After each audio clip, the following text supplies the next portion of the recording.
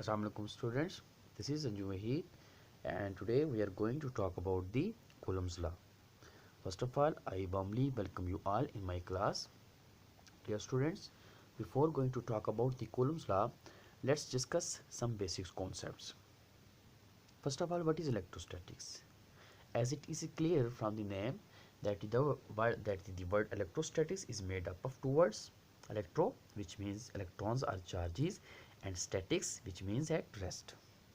So in case of electrostatics, we talk about the charges at rest. The study of charges at rest is called electrostatics. Got it? Now, what is electric force? Dear students, you all are very well familiar that in this universe everything is made up of atoms and molecules. अब atoms and molecules अगर हर चीज़ बनी है तो atoms and molecules को किसी चीज़ ने जोड़ा भी होगा, तो वो फोर्स जो एटम्स एंड मॉलिक्यूल्स को आपस में जोड़ के रखती है उसे हम क्या बोलते हैं? इलेक्ट्रिक फोर्स बोलते हैं. So basically force which holds the positive and negative charges that makes our atoms and molecules. And you know, it is the basic property of charges that like charges always repel and opposite charges always attract each other. Got it? For example, here you have two charges, two positive charges. Got it? Let's suppose this is positive charge and again here this is positive charge. So these two charges will be repelling each other, and here is positive and here is negative, then these two charges will be attracting each other. Got it? So this is the basic property of the charges. Now what is point charge and what is test charge? बेटा point charge को understand करने के लिए आपसे example share करूंगा. आप जब अर्थ पे होते हैं तो अर्थ से आप क्या करते हैं? आप जब स्काई पे देखते हो तो आपको स्टार्स नज़र आते हैं. अब वो जो स्टार्स हैं वो आपको जिस पॉइंट की फॉर्म में नज़र आते हैं. अब वो बेसिकली उसका जो साइज़ है, उसकी जो डायमेंशन है, that's are not just like a point but you observe them just like point, क्योंकि stars are lying far away from the earth. तो जब दो चीज़ों को आप सेपरेट करेंगे, इस तरह से सेपरेट करें कि उनका जो डिस्टेंस है वो उनके साइज़ के कंपैरिजन में बहुत ज़्यादा हो जाए, तो वो जो ऑब्जेक्ट्स होंगी वो आपको पॉइंट्स की तरह दिखेंगी. इसी तरह अगर आपके पास लेट्स सपोज यहाँ पे दो चार्जेस हैं, एक चार्ज ये है and let's suppose here you have another charge. Now what will happen? Basically the separation between these two charges is not is not greater as compared to their size.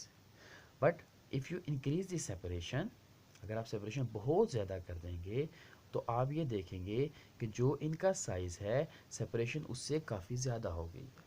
तो इस सूरत में आपको ये जो चार्जेस हैं ये पॉइंट की तरह नज़र आएंगे. तो अगर दो चार्जेस को आप इस तरह से सेपरेट कर दें कि उनकी जो सेपरेशन है उनके साइज़ के कंपैरिजन में बहुत ज़्यादा हो जाए तो उससे पॉइंट चार्जेस बोलते हैं. लेकिन यहाँ आपने एक बात का ख्याल रखना है कि ये दो चार्जेस जब आप इनको सेपरेट कर रहे हैं तो ये चार्जेस एक दूसरे की फील्ड से बाहर नहीं जाने चाहिए. अगर ये दूसरे की फील्ड से बाहर चले जाएंगे then we will not consider them point charges. So आप पॉइंट चार्जेस क्या होता है? दो चार्जेस को सेपरेट करें, इतना ज़्यादा सेपरेट करें कि उनका साइज़ जो है वो बहुत छोटा हो जाए उनके सेपरेशन के कंपैरिजन में, लेकिन चार्जेस एक दूसरे की फील्ड से बाहर नहीं जाने चाहिए. Got it? Now what is test charge? Basically test charge एक ऐसा चार्ज होता है जो जिसकी डायमेंशंस जो हैं या जिसकी जो फील्ड है वो पॉइंट चार्जेस के कंपैरिजन में बहुत छोटी होती है.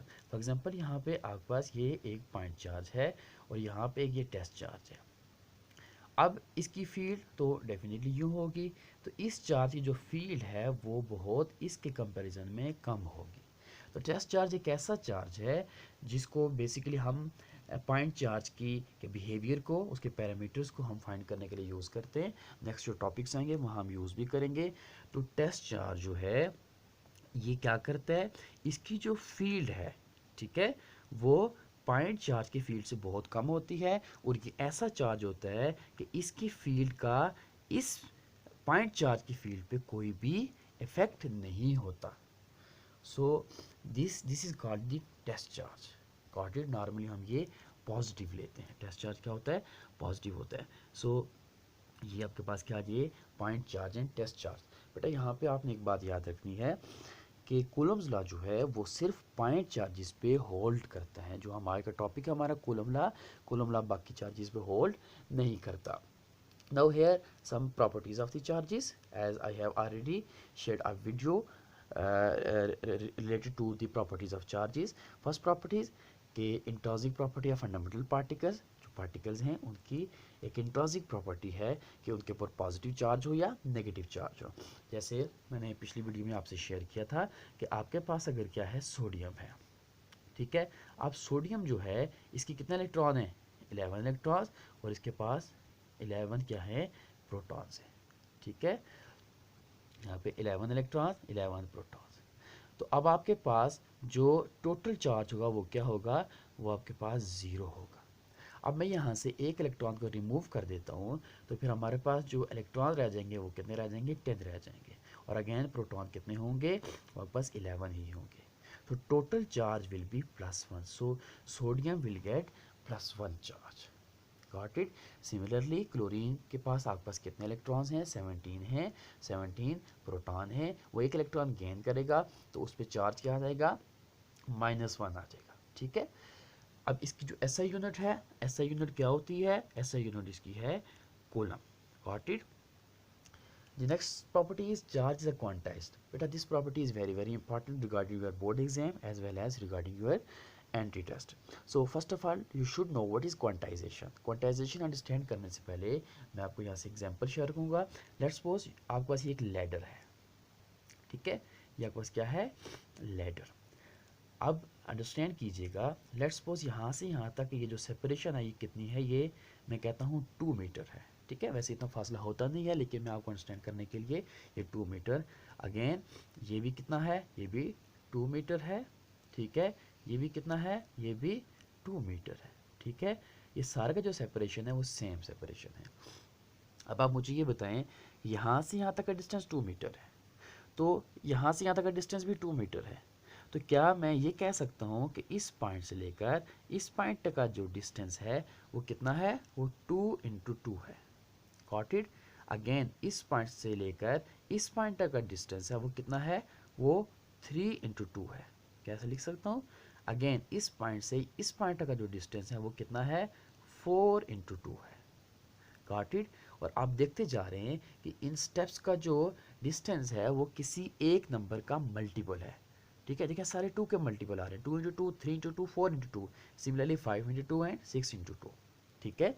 अब समझिएगा, हम इस तरह के पॉइंट्स को हम क्या बोलते हैं, हम डिस्क्रीट पॉइंट बोलते हैं, ठीक है। अब अच्छा क्वांटाइजेशन क्या होता है, क्वांटाइजेशन हम बोलते हैं। अब यहाँ पे मुझे ये बताएं कि जब आप लेटर को यूज़ करते हैं तो आप कहाँ स्टेप रखेंगे, आप स्टेप यहाँ रख सकते हैं इस पॉइंट पे। इस फॉर एग्जाम्पल इसको मैं A बोलता हूँ, इसको मैं क्या बोलता हूँ, B, इसको मैं C बोलता हूँ, इसको मैं D बोलता हूँ, इसको मैं E। तो बेटा आप देखें, आप A पे स्टेप नहीं ले सकता, B पे रखेंगे जो जगह है, इसको मैं पॉइंट किस कर दिया, B। अभी हम क्या कर सकते हैं, इस जगह पर आप क्या कर सकते हैं, स्टेप रख सकते हैं। उसके बाद इस जगह जो स्पेस है यहाँ पे आप पाँव नहीं रख सकते। फिर आप कहाँ पाँव रखेंगे, इस जगह पाँव रखेंगे। अगेन इस जगह पाँव नहीं रख सकते, इस जगह पाँव रखेंगे।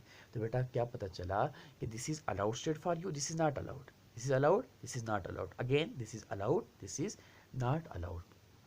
तो पता क्या चला कि आपके पास जो जो अलाउड आपके पास प्लेसेस हैं वो प्लेसेस किसी एक नंबर के मल्टीपल हैं। तो इसे हम क्या बोलते हैं, डिस्क्रीट। इस तरह के जो आपके पास आते हैं इनको बोलते हैं डिस्क्रीट सेट्स, डिस्क्रीट नंबर। तो बेटा इसी तरह जो चार्जेस होते हैं वो भी ई का मल्टीपल होते हैं, ठीक है। चार्जेस क्या हैं, ई का मल्टीपल होते हैं। चार्जेस आपके पास 1e होगा या 2e, 3e, 4e। इस चार्जेस जो है वो 1.5 ई नहीं हो सकता। अब देखें जैसे ये 2 × 2 है, 3 × 2 है, अब ये 2.5 × 2 नहीं हो सकता क्योंकि वो स्टेट आपके लिए अलाउड ही नहीं है। तो चार्जेस का भी ऐसे ही। अगर मैं एक और एग्जांपल आपसे शेयर करूं, आप किसी मार्केट में जाते हैं तो आप वहाँ पे जाके कहते हैं कि आपको अंडा चाहिए, तो बेटा आप 1 एग कहेंगे या 2 एग कहेंगे, ऐसा ही है। तो अब आप उनसे अगर मांगे कि मुझे 1.5 एग्स दे, 1.5 एग्स आप नहीं ले सकते, क्योंकि अंडे एग्जिस्ट डिस्क्रीट फॉर्म में करते हैं, या 1 होगा, 2 होगा या 3 होगा। तो इसी तरह चार्जेस भी या 1 ईयर हो सकता है, 2 ई, 3 ई, 4 ई एग्जिस्ट कर सकता है, ये 1.5 ई या डेसिमल में एग्जिस्ट नहीं कर सकते। तो चार्जेस क्या होते हैं, ये they are existing in discrete form. Got it? So this is called the quantisation. तो चार्जेस क्या होते हैं, हमेशा क्वांटाइज्ड होते हैं। Got it everyone? Now what is Coulomb law? बेटा कूलम लॉ को अंडरस्टैंड करने से पहले मैं यहाँ पे सबसे पहले इसकी जो स्टेटमेंट है वो आपको बताता हूँ। कूलम लॉ क्या होता है? कूलम लॉ के बेसिकली दो पार्ट्स हैं। फर्स्ट पार्ट कूलम लॉ का आपको बताता है कि जो चार्जेस हैं, जो चार्जेस हमने अभी तक डिस्कस किए हैं, ये क्या होते हैं और इनके दरमियान जो डिस्टेंस है उसका फोर्स पे क्या इफेक्ट करता है। तो बेसिकली बॉडीज़ को आपस में जो फोर्स जॉइन करके रखती है, कूलम लॉ उस फोर्स को डिस्क्राइब करता है। ठीक है, अब यहाँ पे मैं इसको एक्सप्लेन करता हूँ। लेट्स सपोज आपके पास दो चार्जेस हैं। Let's suppose this is first charge Q1 and again here इसको मैं पॉजिटिव चार्ज कह देता हूँ Q2। बेटा सुनिएगा, कूलम लॉ आपको ये बात बोलता है कि इन दो चार्जेस के दरमियान की जो फोर्स है, whether it is attractive force और रिपल्सिव फोर्स, अगर सेम चार्जेस होंगे then definitely the force will be repulsive, and you if you are having opposite charges then the force will be attracting. So it depends on the nature of the charge whether force is attracting or repelling. The first part of Coulomb law says that the force between these two charges will be proportional to it will be proportional to product of these two charges. Got it? पहला आपको क्या बताता है कि ये जो आपके पास इन दो के दरमियान क्या होगी, फोर्स होगी, वो आपके प्रोडक्ट ऑफ चार्जेस के प्रोपोर्शनल होगी। ठीक है, लेट्स सपोज इन दो चार्ज के दरमियान जो डिस्टेंस है वो आपका क्या डिस्टेंस है, r